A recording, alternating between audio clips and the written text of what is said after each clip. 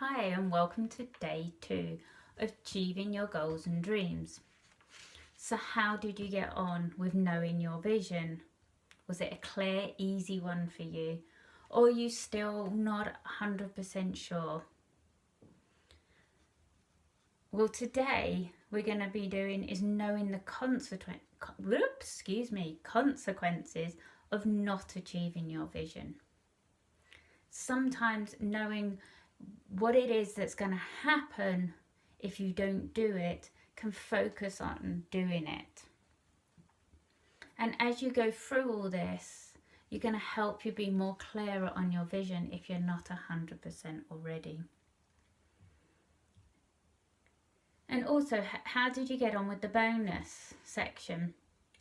If you start collecting pictures and from magazines or clips or some quotes that you've seen, having all this in the forefront of your mind really helps.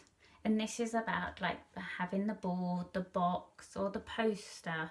You can do this on the computer, like putting it all together onto one sheet and it becomes like your vision board.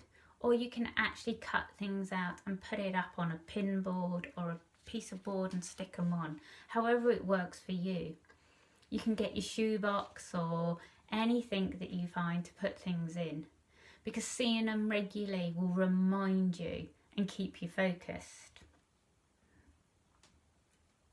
So again today we have a few questions, and this is on the consequences if for not achieving your vision. And the bonus section today is about putting it together. It's putting your vision board and your poster or box together, collecting more things and putting them in as you go along. Because like I said, it's bringing it to the forefront of your mind and seeing it. Put it up somewhere where you can see it. Put it up in front of you while you're working, or on the fridge, so when you go and get your cup of tea and your milk or whatever you're doing, or lunch, you can see this. Give yourself a focus of what you want. Seeing it constantly will then trigger something in the mind. The subconscious will kick in as well as the conscious.